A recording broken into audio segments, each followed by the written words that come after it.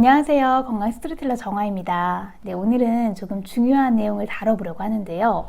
바로 암 치료의 핵심 전략 중에 하나인 신생혈관을 차단하는 식품이나 습관에 대한 내용입니다.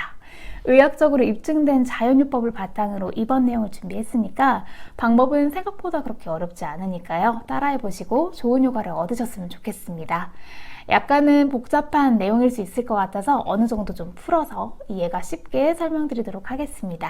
혹시 암세포가 살아남기 위해 우리 몰래 뚫는 비밀 터널 같은 게 있다는 걸 아셨나요? 네, 암세포는 스스로 커지고 또 다른 곳으로 전이하려면 끊임없는 영양분이 필요합니다. 그런데 문제는 암덩어리가 2mm 이상 커지면 덩치가 커지니까 기존 혈관만으로는 영양 공급이 불가능해지는데요.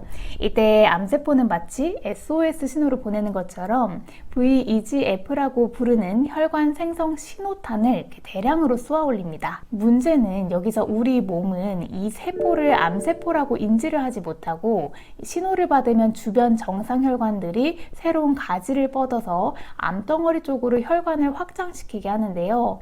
이 과정을 의학 용어로 혈관 신생이라고 부릅니다. 네, 결론적으로 이 혈관들이 암세포에게는 생명줄이겠지만 치병을 하는 환우님들은 매우 경계해야 되는 대상이 되겠죠. 왜냐하면 이 혈관을 통해서 암세포는 무제한적으로 영양분을 흡수해서 더 빠르게 성장하고 또 혈관을 타고 다른 장기로 전이할 수 있기 때문입니다. 실제로 2023년 영국 과학학술지 네이처에 따르면 혈관 신생이 활발한 암은 전이 확률이 47%나 더 높았다고 발표했습니다. 그래서 여기서 핵심 전략은 바로 암이 영양분이 부족할 때 보내는 SOS 신호를 차단하는 것입니다. 위에서 말씀드렸던 VEGF 신호를 막아서 혈관이 생기는 것을 방지하면 암은 영양 공급로가 끊겨서 굶주림 상태에 빠지게 되는 거죠. 마치 우리 몸에 있는 적의 보급로를 차단하는 전술과 같은데요. 네, 실제로 VEGF 억제를 원활하게 한 환자의 경우 종양 크기 감소율이 68%까지 보고되었습니다. 물론 이와 관련된 VEGF를 차단하는 항암제도 큰 병원에서 사용하고는 있는데 문제는 이런 항암제를 사용했을 때 생기는 부작용이겠죠.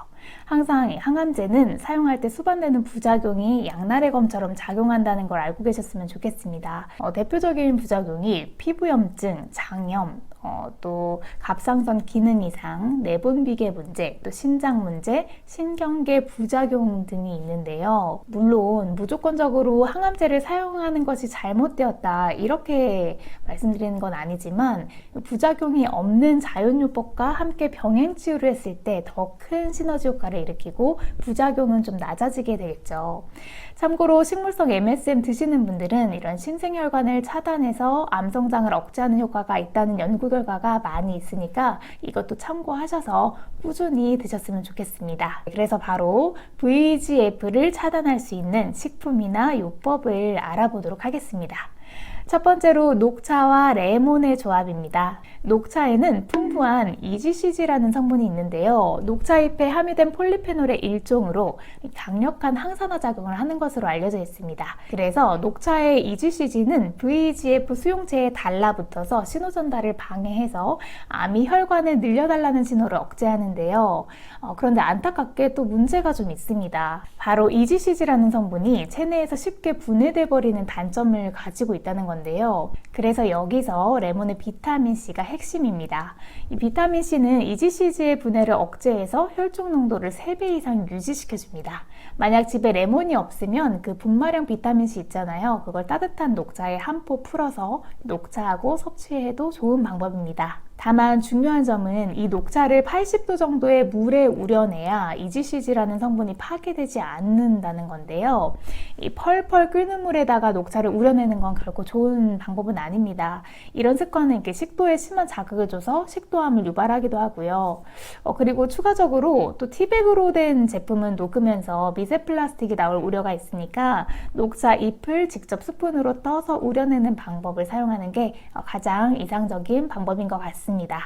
두 번째는 강황의 커큐민과 후추의 조합인데요. 강황에 포함된 커큐민은 암세포가 혈관벽을 분해하는 데 중요한 역할을 하는 MMP9 효소를 효과적으로 차단합니다. MMP9이라는 효소는 암세포가 새로운 혈관을 형성하고 혈관벽을 분해해서 다른 부위로 이동하고 침투하는 과정에서 이를 차단시키는데 매우 중요한 역할을 담당하는데요. 이 커큐민이 MMP9의 효소를 억제함으로써 암세포의 이동과 침투를 막고 또 혈관을 확장시키지 않으면서 혈관벽이 손상되는 것을 방지할 수 있습니다.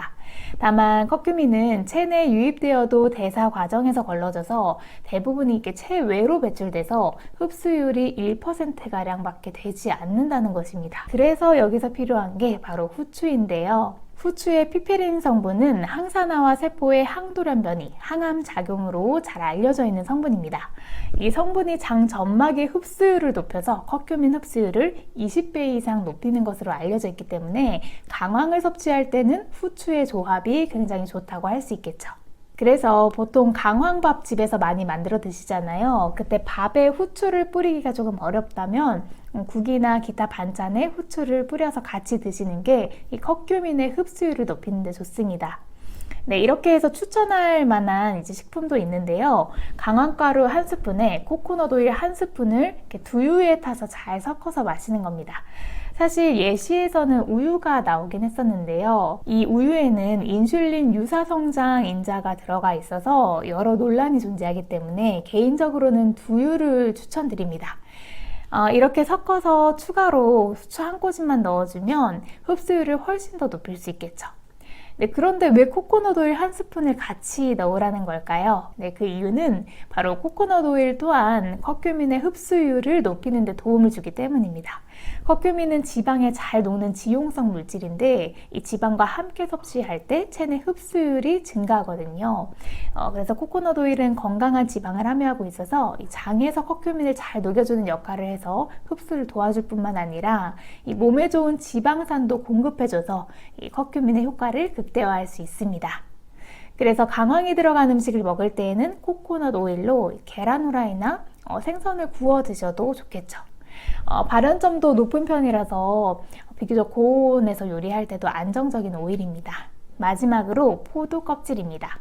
포도 껍질에는 레스베라트롤이라는 폴리페놀 성분이 있는데요. 이 성분은 DNA를 메틸화시켜서 VEGF 유전자가 발현하는 걸 억제하는 효과가 있습니다.